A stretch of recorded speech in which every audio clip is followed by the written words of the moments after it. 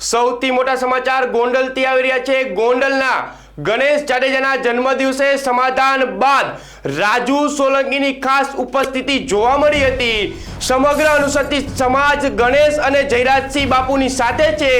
તેમણે રાજુ સોલંકીએ જણાવ્યું હતું તો વિરોધ કરનારાઓને રાજુ સોલંકીએ જડબાતોડ જવાબ આપ્યો હતો અને ગેરસમજ ઊભી કરનારાઓથી સાવધાન રહેવા રાજુ સોલંકીએ અપીલ કરી હતી। તોડબાજ ગેંગની વાતમાં ન આવવા અનુસૂચિત સમાજના યુવાનને રાજુ સોલંકીએ વિનંતી કરી હતી। ભૂતકાળની ગેરસમજ દૂર થઈ ગણેશભાઈ અને રાજુ સોલંકી વચ્ચે સુખદ સમાધાન જોવા મળ્યું છે।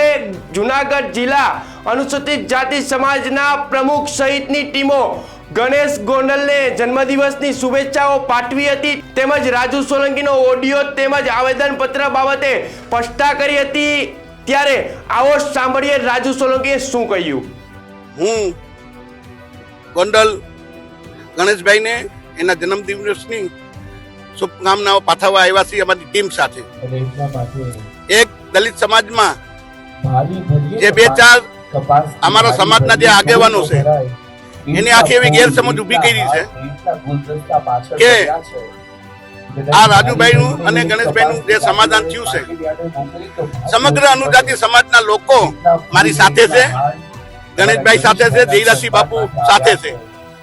આ જુનાગઢ જિલ્લાના અનુજાતિ સમાજના પ્રમુખ વતી હું અને અમારી આખી ટીમ માણાવદર તાલુકો, માળિયા તાલુકો, વિસાવદર તાલુકો, ભેસાણ તાલુકો અને અમારા જુનાગઢ તાલુકાના લોકો અમે અહીંયા ગણેશભાઈને એના જન્મદિનની શુભકામનાઓ આપવા આવ્યા છીએ અને અનુજાતિ સમાજના સમગ્ર દલિત ભાઈઓ બહેનોને મારી વિનંતી છે કે આપણા ગેરસમજમાંથી બહાર નીકળી જઈએ અને આપણે બે ચાર જે લે ભાગુ આગેવાન છે, જે ટુકડા ટુકડા ગેંગ છે, જે તોડતાડ ગેંગ છે, જે તોડ કરવા માટે બહાર નીકળે છે એની વાતોમાં ના આવીએ અને આપણે બુદ્ધના વંશજો છીએ, બાબા સાહેબના વંશજો છીએ। ત્યારે બુદ્ધ ભગવાને હંમેશા માફ કરવાનું પ્રેરણા આપી છે એટલે હું બુદ્ધના વંશજ તરીકે જયરાજસિંહ બાપુ ને ગણેશ બાપુને હું માફ કરું છું।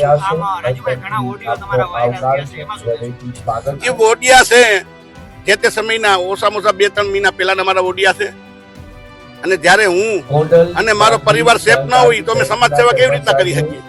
એક ભાઈએ મારો જે 10 કરોડ રૂપિયાનો વિડીયો મૂક્યો છે એને મેં કીધું કે હા ભાઈ હાલ સમાધાન નથી કરવું, તું 10 કરોડ રૂપિયા દેવા રીતે એટલે આપણે સમાધાન નથી કરવું, પણ મારી સમાજ જ્યારે મારો પરિવાર સેફ ના હોય, હું સેફ ના હોય તો મારો સમાજ કેવી રીતના સેફ રહે? કે મારો પરિવાર સેફ તો હું સેફ।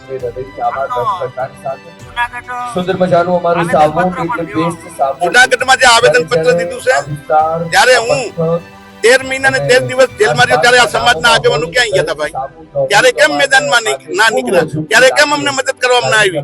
પણ એને ક્યાંક ને ક્યાંક પૈસાનો તોડ કરવા માટે જયરાજસિંહ બાપુ ઉપર અને ગણેશ બાપુ ઉપર જે દબાણ કરવામાં આવે છે ખોટું છે। હું જયરાજસિંહ બાપુ અમે અને આખો અમારો સમાજ એની સાથે થઈ।